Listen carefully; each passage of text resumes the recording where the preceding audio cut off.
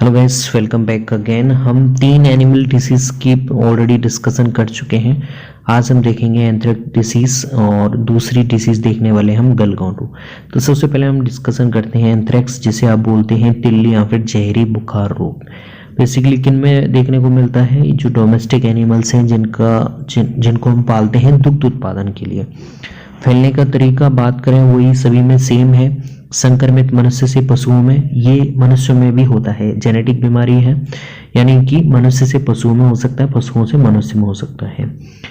Sorry, जो पशु रोगी है उसमें जो स्राव चोटों वाले जो टॉक्सिन्स हैं वो किसी भी तरीका से किसी भी माध्यम से अगर स्वस्थ पशु तक पहुंच जाते हैं तो वहां पे रोग होना स्वाभाविक है। वो देखिए माध्यम हो सकते हैं आपके खाने से हो सकता है, पानी से हो सकता है, मिट्टी से पहुंच सकता है वो। साथ में आपके ये मक्खियां मच्छर हैं जो कि संक्रमित पशु से ब्लड सक कर रहे हैं, उसके बाद में स्वस्थ पशु पे जाएंगे तो स्वस्थ पशु में बैक्टीरिया चले जाएंगे और वो रोग वहां पे हो जाएगा। रोगकारक बैक्टीरिया है, बैसिलस एंथ्रेसिस नामक बैक्टीरिया द्वारा होता है और ये बैक्टीरिया ह्यूमन मनुष्य में भी ये रोग फैलाता है। साथ में बात करें कौन सा ऊतक सर्वाधिक प्रभाव होता है तो आपके तरल संयोजी ऊतक है, जिसमें रक्त, प्लीहा और शरीर के समस्त ऊतक आते हैं। बेसिकली रक्त और प्लीहा तरल संयोजी ऊतक है, ठीक है।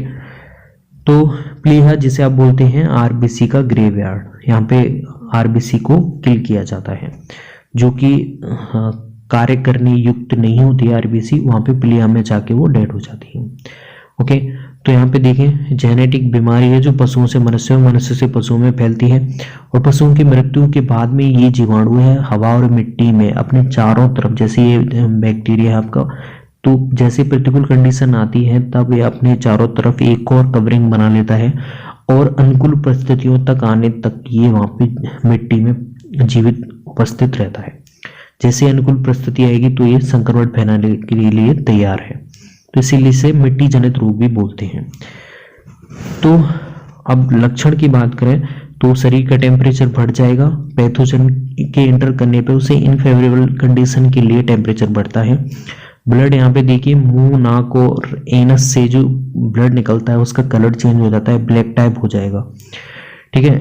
कभी कभी जीभ, गला और पैरों में भी सूजन देखने को मिलती है। लूज मोशन होंगे ब्लड के साथ में। अगर आपके जो पशु रोगी है अगर वो प्रेग्नेंट है तो उसमें क्या होगा, एबॉर्शन देखने को मिल सकता है। उपचार की बात करें तो वही इंजेक्शन है, डेक्सोना अंत्यपेशी रूप से लगाएंगे। इंजेक्शन टाइसिन है, दोनों के लिए लगा सकते हैं, बुखार और दर्द के लिए, ये भी अंत्यपेशी रूप से लगाया जाएगा। सल्फाडिमिडीन का इंजेक्शन है वो अंतःशिरीय रूप से लगाया जाएगा। बचाव की बात करें तो वैक्सीन लगाते हैं कौन से रूप से? अगर ये त्वचा की लेयर है तो त्वचा के अंदर एक और लेयर होती है जिसे हम बोलते हैं सबक्यूटेनियस लेयर, तो यहाँ पे लगाया जाता है आपका ये वैक्सीन। और मृत पशु को जमीन में इतनी गहराई तक गाड़ सकते हैं ताकि जो बैक्टीरिया हैं वो कहाँ नहीं फैले, हवा में या फिर मिट्टी में नहीं फैले और आपके कोई स्वस्थ पशु को संक्रमित नहीं कर पाए। मृत पशु के रहने की जगह है वहां पे उसकी सफाई करें और रोगी पशु को स्वस्थ पशु से तुरंत अलग कर दें। यह आपका रोग हो गया कौन सा? एंथ्रेक्स। अब हम बात करते हैं गलघोंटू की।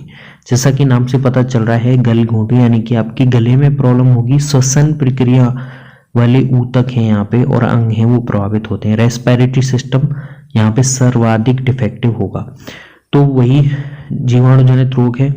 और यहाँ पे बात करें बरसात के मौसम में अधिक होता है और इसे शिपिंग फीवर कहते हैं। शिपिंग फीवर क्यों कहते हैं? क्योंकि जब पशु हैं आपके बहुत लंबी दूरी तक यात्रा कर लेते हैं तो यात्रा करने के बाद में ये रोग वहाँ पे उनमें लक्षण देखने को मिलते हैं। फैलने का तरीका वही ही है, दूध से चारा, पानी और जो रोगी है उसके टॉक्सिन्स अगर किसी भी माध्यम से पहुंच जाते हैं स्वस्थ पशु तक। दूसरा, मक्खी और मच्छरों से, जो कि संक्रमित पशु का ब्लड सक करने के बाद में जैसे ही स्वस्थ पशु का ब्लड सक करते हैं तो फैल सकता है।